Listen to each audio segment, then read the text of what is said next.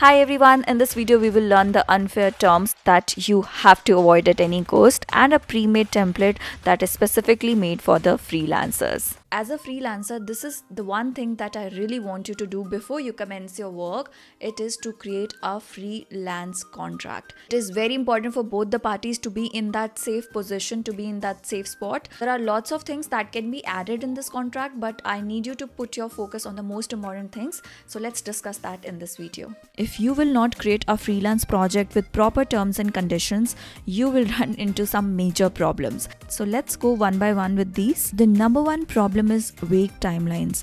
If you are not clear about the dates, like when the project is starting, what is the end date of project, it can lead to a lot of confusion and it can also lead to delay of the work. A lot of times it happens that a client keeps asking about the revisions. They're not clear about how many revisions they can ask for, and the unnecessary edits they keep demanding. There are unreasonable demands. It will lead to a lot of chaos and hence a bad relationship between the freelancer and a client. So it's very important to quantify everything, like number of rounds of revisions a client could ask you. Also, if the client asks you for the extra work, don't be hesitant to speak your mind. Always be honest with whatever you feel.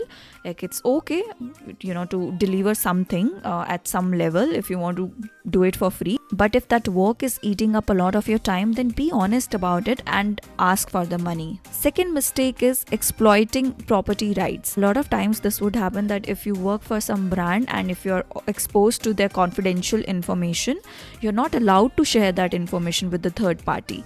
If you do that, there would be consequences about that. So a brand is always aware of that and they do make sure, but sometimes, if they end up sharing something and if you misuse that information, you share it with the third party, with the competitors, freelance contract becomes even more crucial for the brand, that they state these laws in the contract very clearly. Third mistake that you can end up making is not defining your scope clearly. Have you heard of this kitchen sink syndrome? Like how the kitchen sink is so chaotic, right? Similarly, if there is a lot of confusion in your project, if the scope is not clear, it will definitely lead to a lot of disputes. So for example, if you're a content writer or a copywriter, so you are defining how many blog posts you will write, emails, how many emails you will write, web pages. One thing is very important to notice, that you have to be very clear about the brand voice, about the brand guidelines. State everything clearly on the paper. Okay, let's talk about the next mistake, payment structure ambiguity. The confusion. If the payment is not done on time, it can lead to cash flow issues. It can lead to disputes. So if you're not clear about how the payment is going to be made, how much the payment is going to be, like what would be the criteria of paying. For example, a lot of freelancers work on hourly basis, and based on my experience, I would not suggest the budding freelancers to go for hourly rates. If I get good feedback on this video, I will definitely love to talk about my experiences as a freelancer. So do let me know in the comments if you want me to make videos on freelancing. Next mistake is ignoring the dispute resolution methods. It's very common. It happens. Sometimes, you're working and the client doesn't like your work. If they decide to stop working with you, you cannot do anything if that's mentioned in the contract that, they are allowed to do that. That is why the contract is very important. These things are bound to happen if both the parties are new to each other. So you have to come up with a resolution method. What if they don't like your work? How much money they would give to you? What would be the process? Next mistake is happening of unforeseen events. This is a clause that is very, very important. As you know about COVID-19, it was very unpredictable. For events like these, which can't be predicted, you have to make a separate clause in the contract. You have to make it clear that as soon as the conditions become favorable, you have to resume the work. What should be done under those circumstances that is favorable for both the parties? And the last mistake is termination procedure. What if the client just comes up one day and says that they don't want to work with you anymore and you don't even have any replacement for the work? That is the biggest challenge in freelancing, like maintaining that pipeline of clients. So there has to be a solution for everything.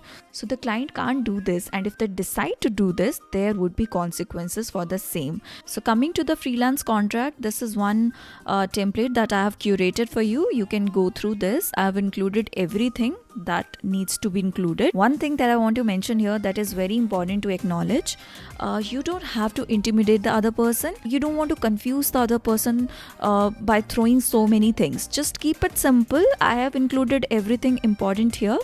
And if this is a template, of course, for a copywriter, but if you are a website designer, or maybe you are a virtual assistant, you are a consultant, whosoever, I have made your work easier. So these are all the prompts that you can add in the ChatGPT as per your position. Let me show you exactly how to do this. Copy this, go back to ChatGPT and paste it. Okay, now I'll go back and I will start editing the sections. Copy, go back and paste. Now the prompt says, can you help me modify the scope of work section for a specific position? So I will change this and I will write here for a web designer. Okay, in freelance contract, let's tailor the comment. Let's see. So it has changed the scope of work according to the web designing position. Now you can do it for every section because I've mentioned all the prompts here. You can just copy paste the entire format and then copy paste the prompts and just enter your specific position here. I will leave the link of this freelance contract in the description. You can take it from there. So that's all for now. Thank you. If you're still watching this video, please share your views about this video in the comments section. And if you want me to come up with more freelancing videos, also do let me know. Thanks for watching.